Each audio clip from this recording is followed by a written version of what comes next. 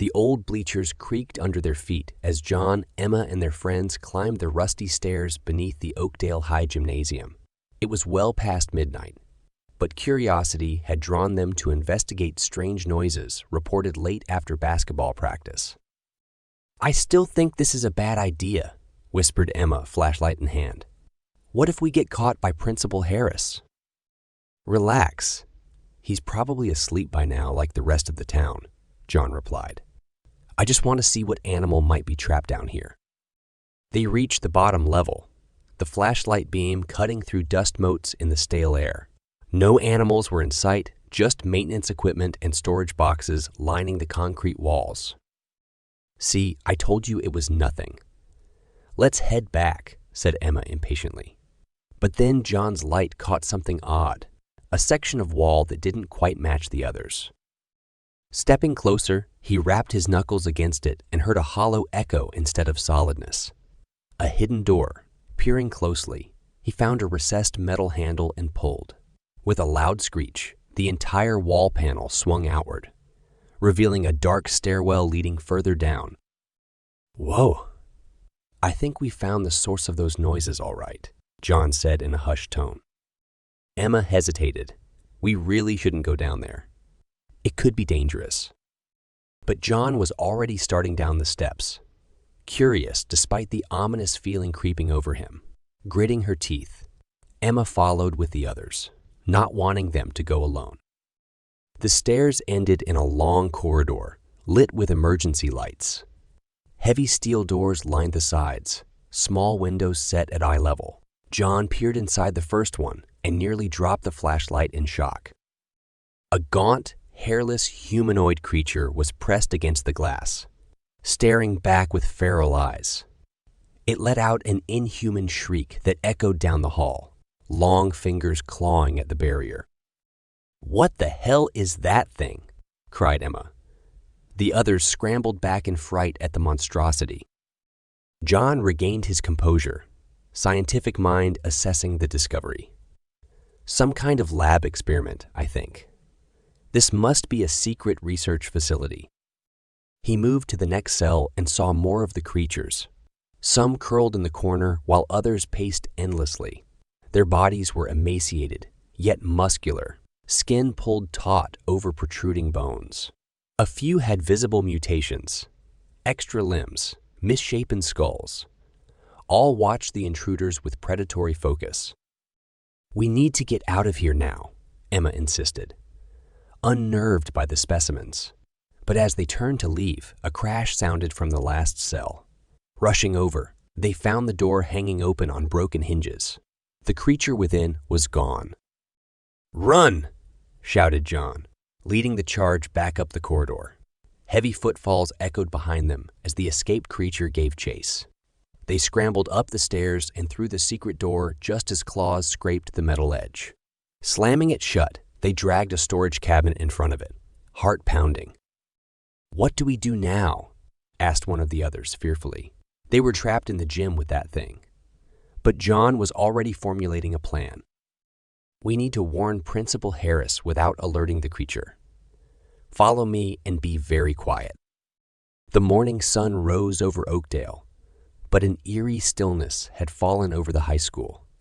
John and Emma had barely slept, replaying the night's terrifying discovery. Now they hurried through empty halls, searching for answers to the strange events. "It's too quiet," said Emma. "Class should have started by now." They passed the gym, keeping watch for movement behind the barricaded door. Around the next corner, a trail of papers led to an open classroom. Inside, desks were overturned, and a smear of red stained the floor. "Oh, God!" gasped Emma. John grabbed her arm to steady them both. Just then, a scream pierced the air from down the hall. They raced toward the sound and found Mr. Wilson backed against a locker by the escaped creature. Its claws were outstretched, drool dripping from fanged jaws as it advanced. "Get back! Slowly!"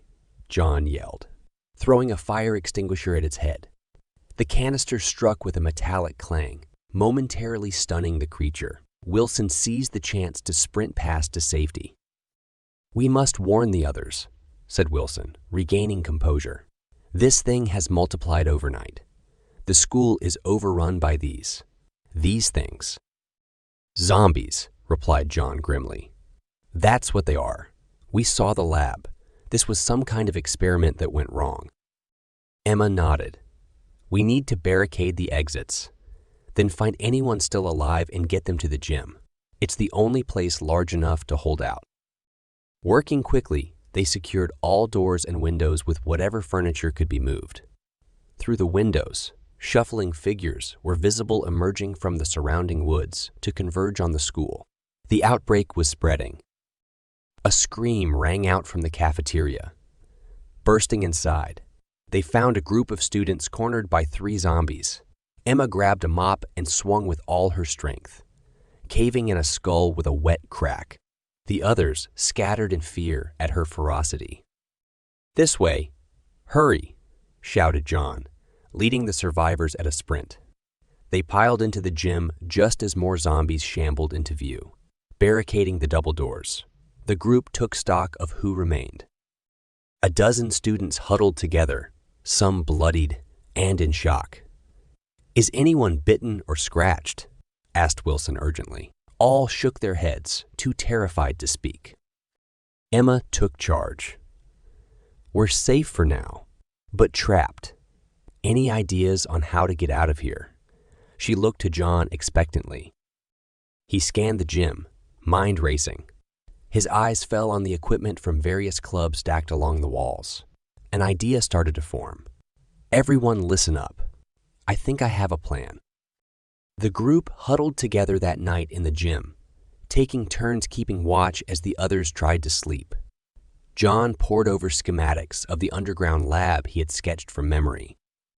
"We know the zombies are coming from there," he said to Emma and Mr. Wilson. "If we can get down and destroy the portal, it may stop the outbreak from spreading further." "But how do we get past that horde?" asked Emma doubtfully. There had to be dozens, if not hundreds, of the creatures by now. Wilson studied the plans. The ventilation system connects to here and runs throughout the school. If we can access the main duct, it may provide a route in unseen. John smiled, impressed. That could work. With the right tools and distractions, I believe we can make it through. At dawn, they gathered supplies from the various clubs. The robotics team donated power tools, wiring, and spare parts. Athletes provided sports gear, bats, and makeshift weapons. Chemists gave flamethrowers and volatile chemicals for explosives. Under John's guidance, they assembled a bomb rigged to detonate remotely once the portal was breached. With luck, the cave-in would seal it for good. That night, the 3 crept into the ventilation ducts carrying their gear. Crawling through the narrow tunnels, they soon heard moans and shuffling growing louder below. Peering through grates, the scene was a nightmare. Zombies roamed aimlessly or fought each other in the corridors. Drawn by the noise of the diversion Emma had set up, recorded screams echoing from speakers. Their mutated forms were even more grotesque, some missing limbs or faces. Finally reaching the gym duct, they pried open the grate and rappelled down. Sneaking past wandering zombies, they located the secret door and descended into the labyrinth. Flickering emergency lights barely illuminated the maze of halls. A shriek sounded ahead.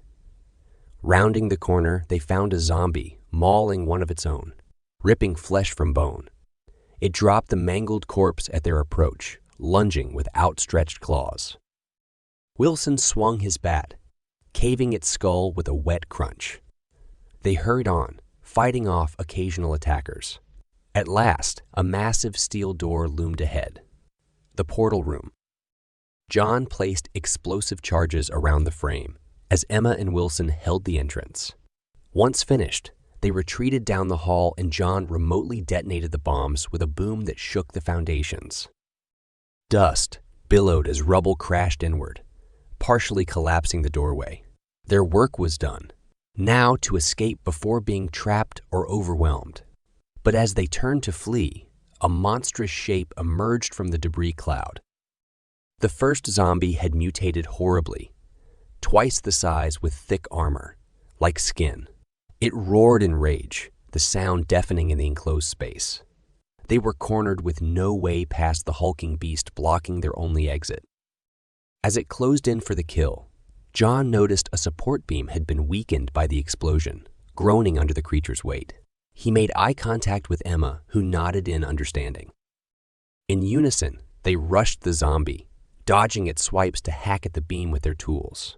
With a final crack, it gave way and the ceiling caved in, burying the monster under a ton of rubble. But the collapse had destabilized the entire structure. "Run," shouted Wilson, leading the sprint as the tunnel collapsed section by section by section behind them. Emerging into the corridor, they raced for the exit as the underground complex was entombed. Reaching daylight, they collapsed exhausted on the football field. The zombies had all retreated into the woods as dawn broke. They had survived against impossible odds, saving Oakdale through courage and teamwork. But the mysteries of that place would haunt their dreams for years to come. What do you think happens next? Drop your ideas in the comments. I'll pick the coolest one to continue our story. A cool breeze in the fall gave Alex Parker chills as he walked alone through the dark streets of Pine Falls. An air of sadness hung heavy over the sad occasion. It had been 11 years since the horrible murder that had torn his family apart. Thin wisps of fog moved between the quiet homes like ghosts from a bad night's sleep. To speed up his walk to the old station, Alex pulled his coat closer and turned up his collar. He knew that Sheriff Bartlett would work late tonight, as he always does. The kind man helped Alex after that terrible crime and has become like a father to him since then. As Alex got closer, the sheriff's office gave off a creepy glow. As he got closer to the window, the strange sight inside made him gasp. Bartlett sat alone in front of the glass and scribbled quickly in his notebook. Haley's Comet was shining outside the window. But it was the sheriff's crazy eyes that scared Alex the most. They were glowing in a strange way, like the man was possessed. Alex hit the glass, but Bartlett didn't move because he was too busy writing quickly. The boy went around and tentatively knocked on the front door, which was creaky. "What about the sheriff?" "Hello, it's me. Are you okay?" The speed with which Bartlett jumped up from his desk was unreal. He held his heaving notebook tight to his chest. He yelled in a crazy voice, "The stars are falling, and we are all going to die." Alex stepped back in fear as the sheriff charged at him, his eyes still shining with that strange light. "You need to leave town, kid. Don't wait. Do it now." An awful scream rang down the street at that very moment, followed by the sounds of a fight. Bartlett sped past Alex and out of the station while babbling to himself. When the boy ran after him, he slid to a stop in shock. In the weird green light of the Comet, Mrs. Johnson from next door was viciously beating Mr. Wilson, who lives next door. But it was the violent changes that were happening to their bodies that scared Alex the most. Their muscles were writhing and their faces were warped, as if an alien were changing their bodies from the inside. At that very moment, Mrs. Johnson spun around and hit Bartlett with unnatural force, knocking him off balance. Her bright eyes were fixed on Alex, and she let out a roar that didn't sound like it came from a human mouth. Wilson jumped up next to her. His badly hurt body was already healing too quickly. The terrible change they went through was complete. As the shocked sheriff got to his feet, Alex yelled, "Something is wrong with them. We need to get inside." It was too late, though. The scary forms came down on them with an unnaturally fast speed under that sickly green light. On that terrible night, Alex turned around and ran for his life as chaos broke out behind him. The nightmare came back to Pine Falls again. Alex slammed the front door shut and bolted it behind him. He felt his heart racing as loud noises and screams came from outside. He leaned against the wood and gasped for air as scary pictures ran through his mind. What was going on with Sheriff Bartlett and the others? A loud thud was heard against the door, and then there was heavy scraping as something started to claw at the outside. Alex jumped back and let out a shocked cry as the wood began to buckle under the immense pressure. He climbed deeper into the house, desperately looking for a safer place to stand. At that very moment, a loud voice came from upstairs. "Who is that?" "You can shoot me." Alex stopped moving as his mind raced as he recognized the loud sound. "Sheriff, it's me, Alex," he yelled up the stairs. "Please, you have to help me bar the doors. Something's very wrong out there." Bartlett stumbled down the stairs with a shotgun tightly held in his strong hands. His heavy steps shook the stairs. Alex was glad to see that the sheriff's eyes were back to normal. He asked in a stern voice, "Boy, what the hell is going on out there?" Before Alex could say anything, the front door was smashed by another powerful blow. Bartlett turned around and with a loud blast, blew the lock apart. As the weak wall started to fall apart, they quickly pulled an armchair behind it. "There's no time, Sheriff." Alex pushed again and again. "We have to find others and barricade the whole street before those things break through." Bartlett paused, and his worn-out face showed that he was upset. He woke up when he heard another set of pained wails. "Okay, son, show the way. In order to get guns and supplies, I will go to the station," he roared with new determination. Bartlett kicked out a back window and pushed Alex through it before running off into the night. Alex ran from house to house, banging on doors and windows as his fear grew. Most of the homes were dark and empty. The people who lived there had probably lost their minds in the chaos outside. When he got to the Johnson house, he saw Elise desperately blocking the doors, while her younger brother Joel huddled inside. "Thank God you're both okay." Alex gasped and nearly passed out. "Sheriff Bartlett is at the station getting more help. As many people as we can must leave before those monsters break in." Elise gave an angry nod and lifted Joel up onto her shoulders with a steely determination. The ragtag group fought their way through the city, stopping to save lives and strengthen their defenses as they went. By the time they got back together at the station, only 12 people were still not sick from the virus.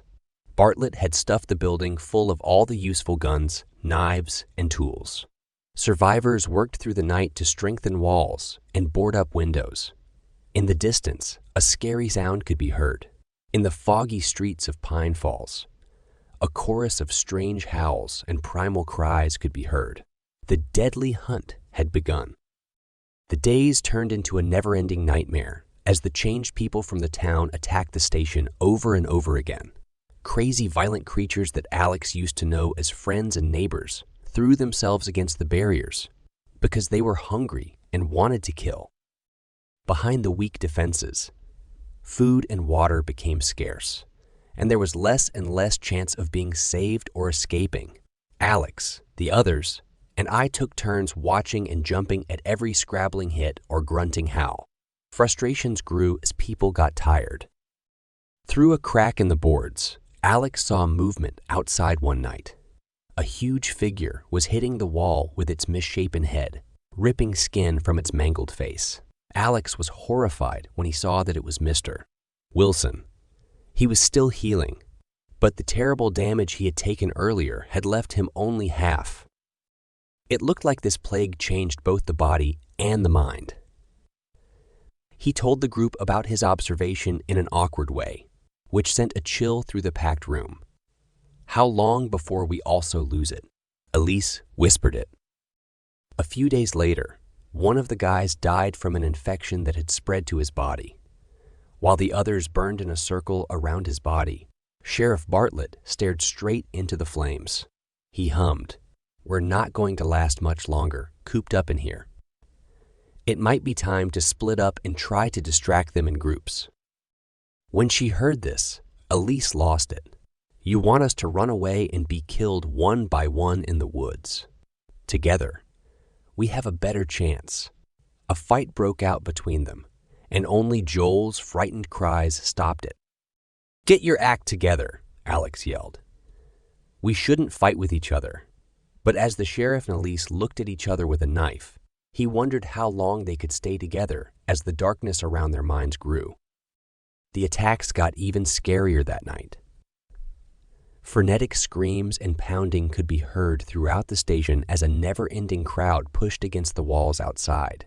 Screams and gurgles of fear showed that the Changed had turned on each other out of madness. Alex held Joel close while he cried and prayed that the walls would hold. But when the sun finally came up, there was a strange silence over the wrecked town. Even the toughest survivors looked like they were about to give up in the still gray light. Alex thought that the people stuck inside the station's crumbling defenses were just starting to go crazy. The last morning started out with a silence that was scarier than the bloodiest battle. Only a few people were still inside the station, their eyes empty as they looked over the food that was being stored. Elise stayed by Joel's bedside and didn't say a word to Alex or the others. Alex sat alone, his mind running as he tried to figure out what had happened in Pine Falls.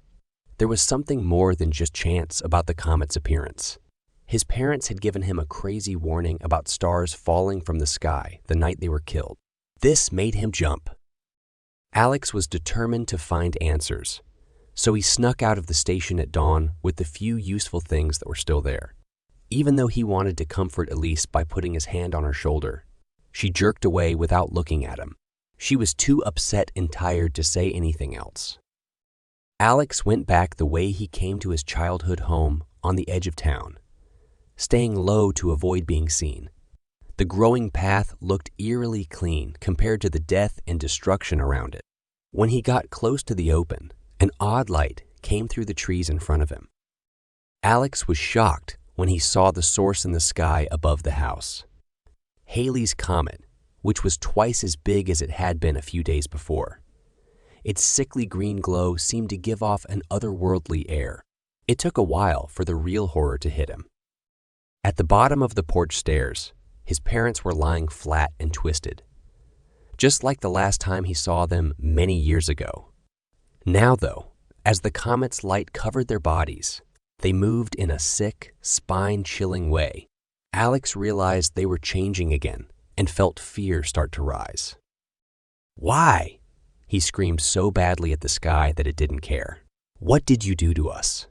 At that very moment, the resurrected horrors inside the house sensed him and slammed into view, their mouths clenched with an unnatural hunger. Alex raised his homemade weapon to face the monsters that had killed his family. He did this with tears in his eyes. Instead, he ran up to the monsters that used to be his mother and father and threw his arms around them. He begged, "Please forgive me. I'm really sorry." X hugged the only family he had left and apologized to the dead through tears. He wouldn't let go, even as their claws cut him. There was a horrible shaking that came from the twisted shaped centers, like something was trying to come out. With a horrifying shriek, their bodies were blasted apart, leaving behind a mantis-like thing from a nightmare. As the horror loomed over Alex, he fell back, woozy from shock and blood loss. It was ready to kill him. At that very moment, a loud blast tore through the air and killed the thing. As more aliens swarmed from the broken tree line, Elise and Sheriff Bartlett crashed through the trees with their guns drawn. They fought their way to Alex's side by killing monster after monster as a group. As Halley's Comet buzzed above in a harmful way, Alex finally got it. These were not neighbors or friends. They were host bodies for an alien attack planned by the Comet. He now knew how to do away with the threat for good. Alex led the attackers deep into the woods on a chase with the help of Elise and Bartlett. The focused light from the Comet lured them in. In a huge explosion, he set off the orbital mines that Bartlett had placed earlier, destroying both Halley's Comet and the signal from the aliens in charge. Pine Falls' twisted bodies fell apart all around them, like marionettes whose cords had been cut. Finally at peace, as dawn broke over the quiet town, Alex found comfort in the arms of his tired but alive friends. The worst part was finally over. What was left behind, though, was silence. But darker secrets still echoed of the real horrors that lay beyond the stars. What do you think happens next? Drop your ideas in the comments. I'll pick the coolest one to continue our story. The fog swirled thick around Kyle as he wandered the empty streets. It had been 2 years since the outbreak, but the city remained shrouded in an eerie mist that refused to lift. Kyle pulled his threadbare coat tighter, trying to shut out the memories that haunted him just as relentlessly as the fog. He had been one of the first infected when patient 0 escaped from the lab. For weeks, Kyle had lurched through the city in a mindless, violent haze as the virus ravaged his brain. Only Dr. Meyer's experimental cure had saved him, dragging him back from the brink when all hope seemed lost. But some wounds ran too deep to heal. The things he had done under the virus's influence still replayed in Kyle's nightmares. Now, ghostly figures seemed to materialize from the mist, their mangled forms twisted with pain and rage. Kyle knew they were just visions, remnants of his fractured psyche, but their empty eyes and grasping hands felt all too real as they clawed at him, accusing without words. He had been one of them, a monster, and no amount of atonement could undo the horrors he had inflicted. Kyle quickened his pace, hoping to outrun the apparitions. His footsteps echoed hollowly through the abandoned streets. Most of the city's inhabitants had fled or fallen in the initial outbreak. Those left behind now lurked as shambling corpses or hid within the ruins, struggling to survive.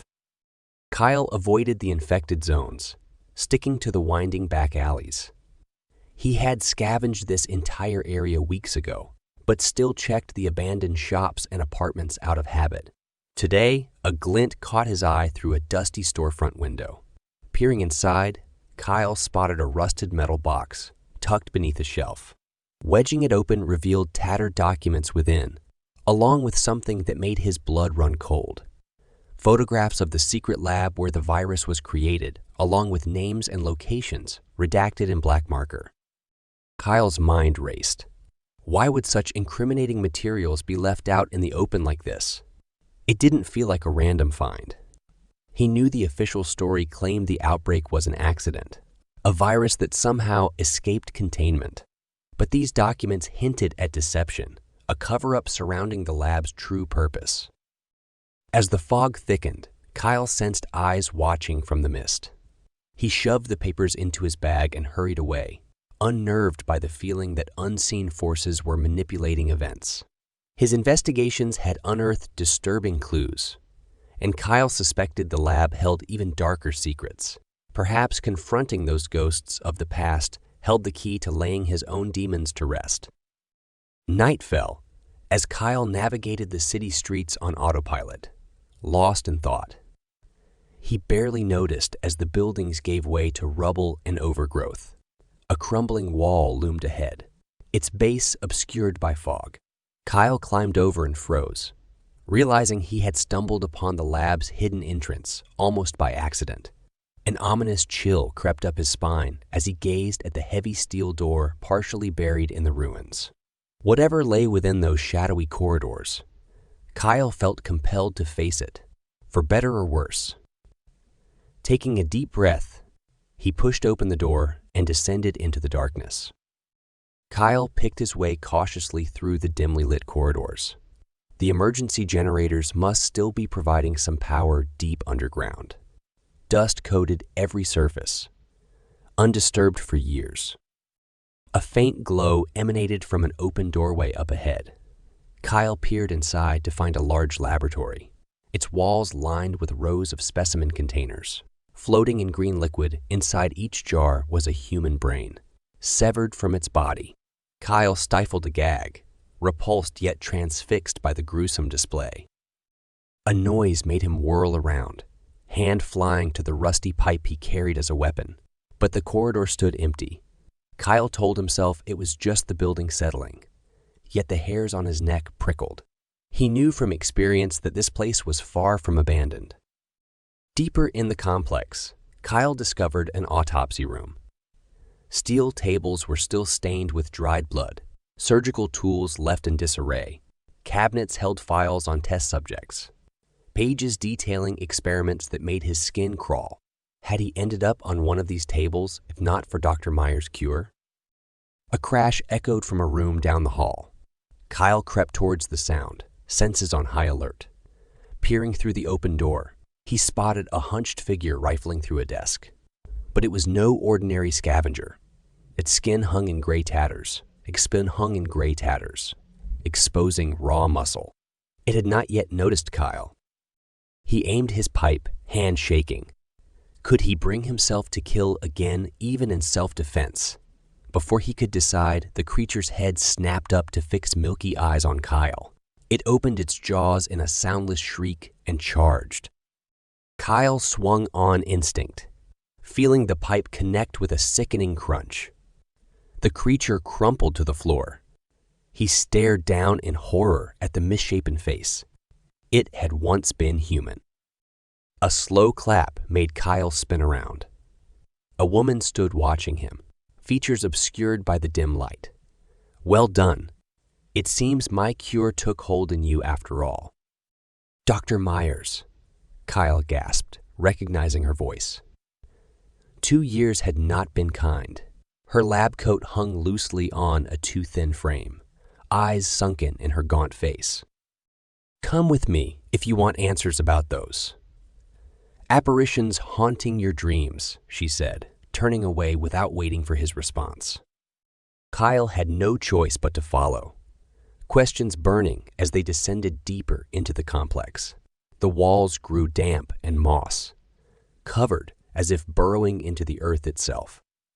Dr. Myers led him into a vast chamber, lined with ancient runes glowing in eerie green.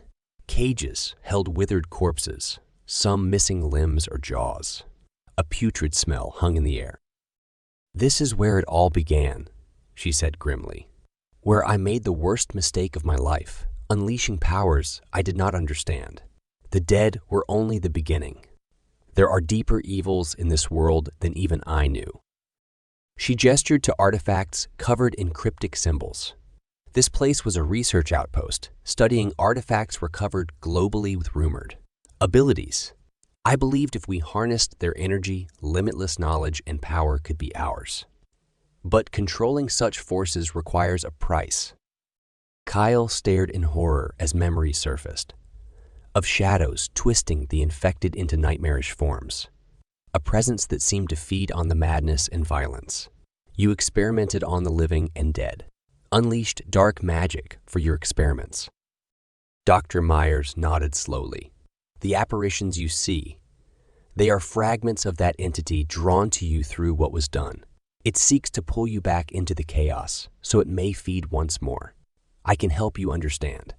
End then plague if you'll aid me in finding a cure. Kyle hesitated, distrusting yet desperate for answers. Had facing his ghosts driven him into an even greater conspiracy than he imagined? Only by unraveling the mysteries haunting him could humanity's future be saved. Kyle followed Dr. Myers deeper into the ancient chamber, senses on high alert.